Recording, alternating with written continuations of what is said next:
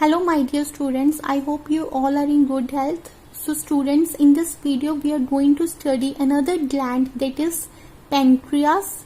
It is a heterocrine gland. This means that it has both endocrine and exocrine parts. Then where it is located? It lies along the posterior margin of stomach in the loop of duodenum. So what do you mean by duodenum? Duodenum is the first part of small intestine. In lower classes you have studied the digestive system. There you have studied about the small intestine. So the first part of small intestine is referred to as duodenum. So this duodenum takes a loop, and in the loop of this duodenum there lies a pancreas. So pancreas, it is a heterocrine gland. It has both endocrine and exocrine parts. Let us see the role. The exocrine part, it produces a pancreatic juice. So pancreas has exocrine part.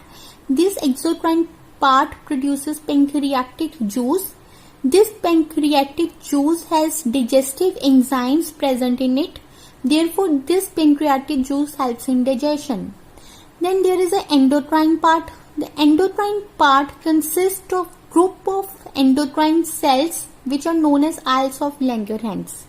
So aisles of Langerhans, they are the group of cells of endocrine. So they will secrete two hormones, that is known as insulin and glucagon. So let us see the role of insulin. Insulin controls carbohydrate metabolism and convert extra glucose from blood into the glycogen for storage in liver cells and muscles. So the role of the insulin is that it will convert the extra glucose which is formed in the blood into glycogen, and that glycogen is stored in the liver cells and in the muscles. Then what will happen if the insulin is secreted in less amount? So that is referred to as hyposecretion of insulin. So if insulin is secreted in less amount, then obviously there will be a higher level of glucose in the blood. So hyposecretion of insulin raises blood glucose level, and which is then excreted in the urine. This disease is known as diabetes mellitus. So in diabetes mellitus, the level of glucose in the blood raises, and the disease is known as diabetes mellitus. This is due to hyposecretion of insulin by the endocrine part of the pancreas. Then there is another hypersecretion of insulin. Hypersecretion means when the insulin is secreted in higher amount, then there will be low level of glucose in the blood. So if the glucose level also becomes very low in the blood, then the person becomes unconscious and then the person may collapse. So therefore it is very much needed that the insulin should be secreted in proper amount. Then another hormone which is secreted by the endocrine part of pancreas is glucagon. Glucagon is antagonistic to insulin. This means the action of the glucagon is opposite to insulin. Insulin was converting glucose into glycogen, so glucagon will be converting glycogen into glucose. It stimulates the breakdown of stored glycogen into glucose, and this will raise the glucose level in the blood. So this is about the pancreas. Now let us see the growth in human beings. In human beings, the growth, it is divided into 4 phases, and the name of the 4 phases are infancy, childhood, adolescence and adulthood.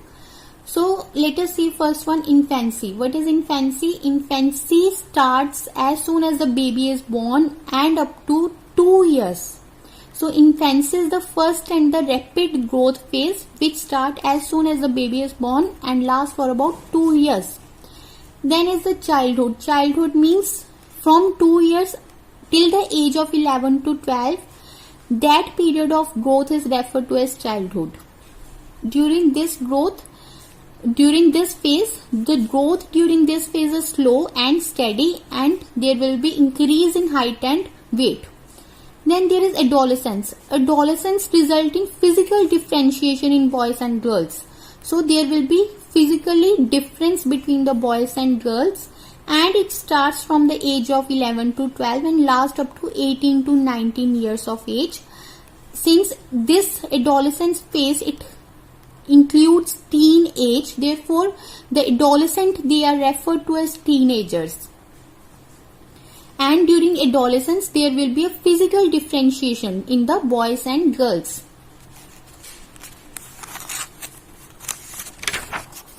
Now let us see puberty. In puberty this is a period during adolescence.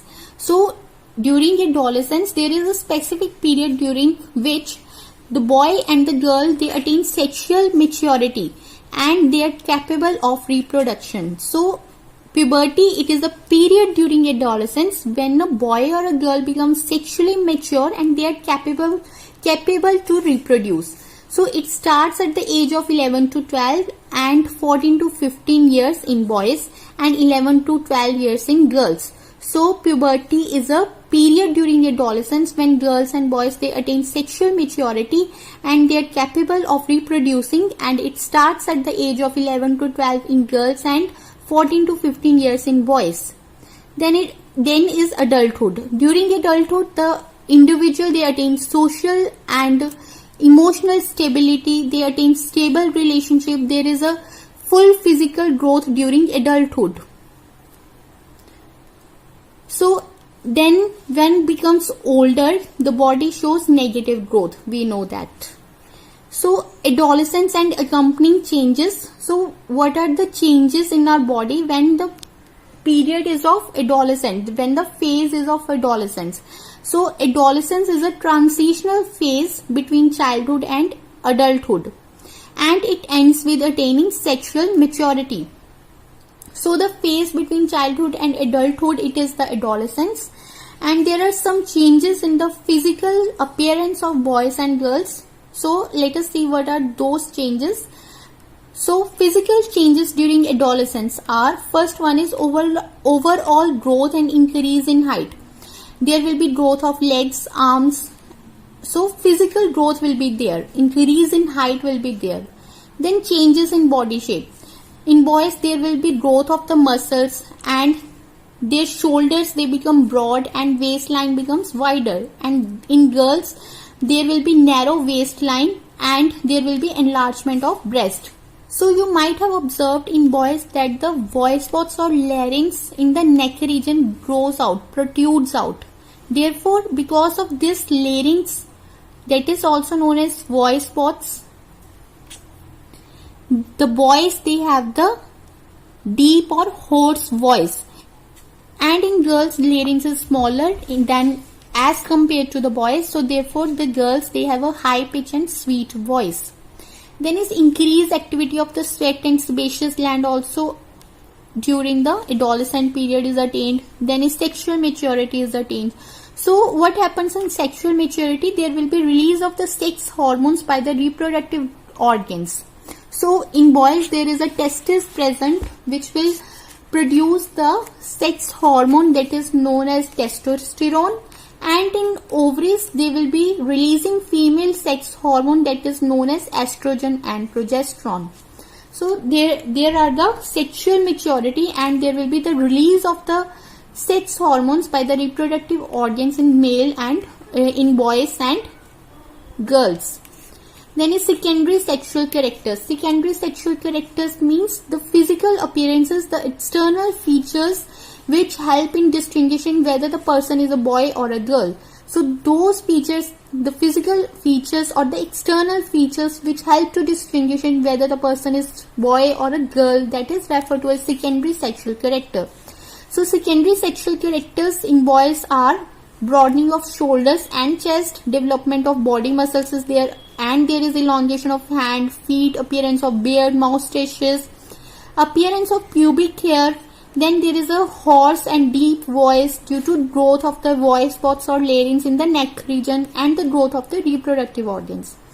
Then is the secondary sexual characters in girls. There is the development of the breast, rounding of the hips, appearance of pubic hair, widening of pelvic region, voice becomes shrill, and the beginning of the menstrual cycle. So this is all for today. Take care everyone.